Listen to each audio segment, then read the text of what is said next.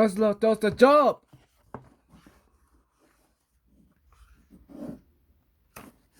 Chapter 1.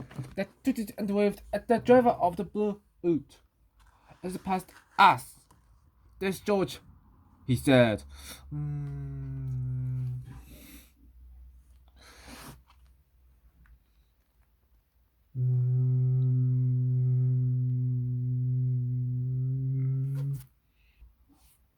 Looks like he's had a good day.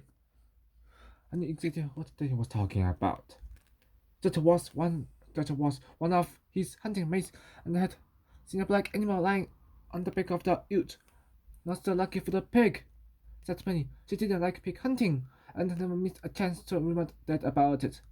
Well, I'm not hunting today, laughed Dad, unless you want me to do something about that big eel at the bottom of the water hole. Chapter 2. I knew Dad was talking about the eel, but Penny wasn't so sure. Our beautiful water hole was underneath a waterfall. Penny and I loved swimming there almost as much as Elvis, our dog. It was a 30-minute walk from the road, but hardly anyone knew about it. And the walk back to the car. Everyone was happy and tired except Elvis. He suddenly stopped on the track. He could hear something that we couldn't. He ran off along the track. Then Leafy banked and disappeared, barking excitedly.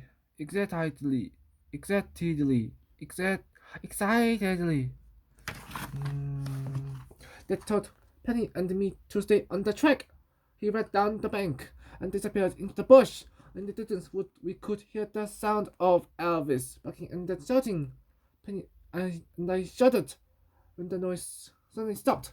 Instead, we heard a high-pitched squealing coming closer and closer. Run! Shouted Penny.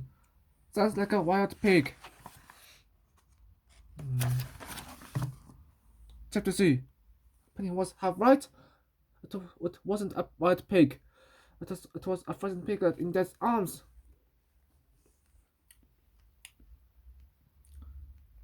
It's okay. That's smart. He's not hurt. Just cold and hungry.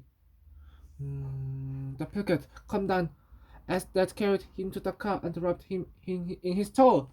We need to get some milk, he said.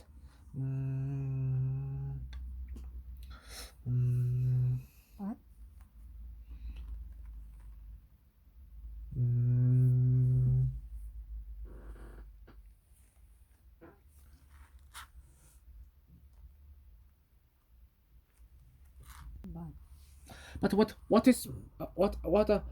about his mother? I asked. What happened to her? I think I know. So that, and he didn't say anymore. He didn't need to. Chapter 4. On the way home, we bought some milk for the piglet. Penny didn't know what whether to get a bottle of goat's milk or a bag of powdered milk, so she got both. Dad laughed. It doesn't matter, he said.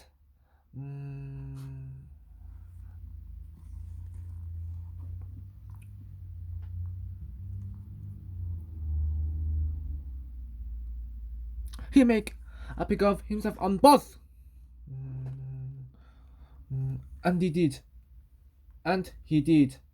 When we got home, Mom warmed the milk and put it in a water bottle for the teat. Penny and I took turns to feed him.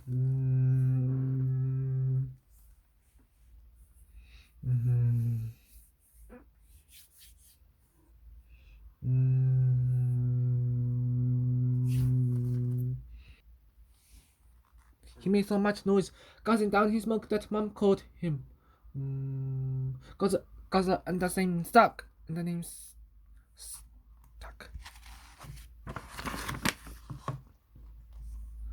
The next day, when Bruce, the vet, visited the neighbor's dairy farm, Penny went over and asked Bruce to check our Guzzler for us. They said we could keep Guzzler until he decided what to do with him.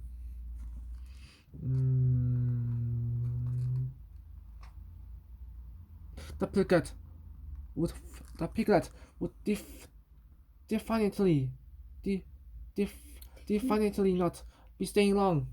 When I asked that if Guzzler would be staying long enough for us to take him to the school party day, he laughed. No way, he said.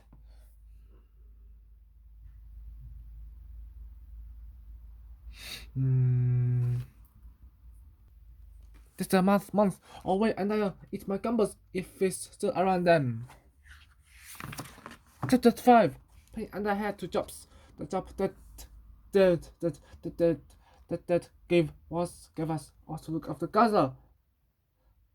The job that we gave ourselves was to change Dan's mind about letting Gaza stay. We didn't tell Dad about that plan. We didn't have to work too hard on a plan because Gaza was very good at himself. He followed that around the house. He followed it around the house. Around the house. House. Around the house. House. Wiggling his tiny tail. Before long, he was nuzzling that face with his wet snout whenever that tail. What? That was reading the newspaper on the floor. They tried to look stunned when Gaza begged for his water, but he couldn't help smiling when Gaza toilet trained himself in 5 days.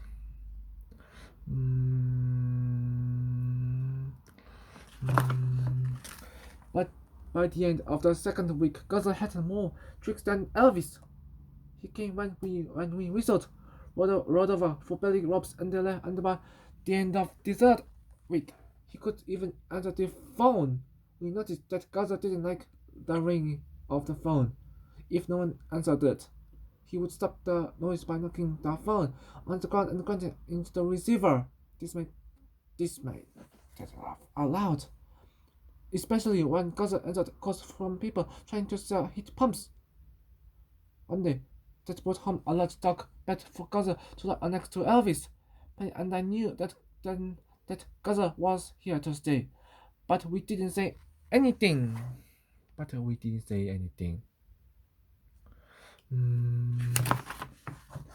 Chapter 6. When that day came around, we were allowed to take Guzzler, and that helped us watch him.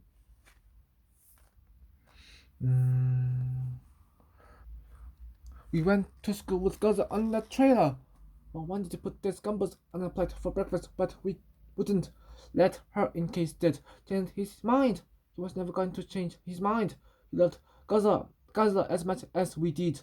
As we got Guzzler off the trailer, some of the kids teased us about our pet being a wild pig.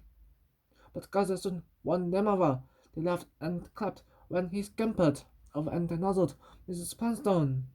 The principal, who was the chef, judged the kid at Wington when Guzzler performed some of his tricks, and they went almost as wide as Guzzler when Mrs. Poundstone him the red ribbon for peak performance perfection. Chapter 7. The next day, Guzzler was still wearing his ribbon at breakfast. It was Saturday, and then banged his spoon against his orange juice glass to make an announcement.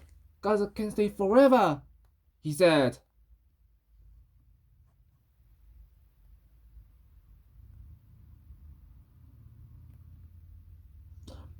Mom! Penny and I cheered in fake surprise as Guzzler gave that offended wet nozzle. Then he treated outside to see who was coming up the drive. The boat stopped outside the house and George got out. Great day, he said to Dad. Thought you might like to go pig hunting. No thanks, said Dad. I have to build a permanent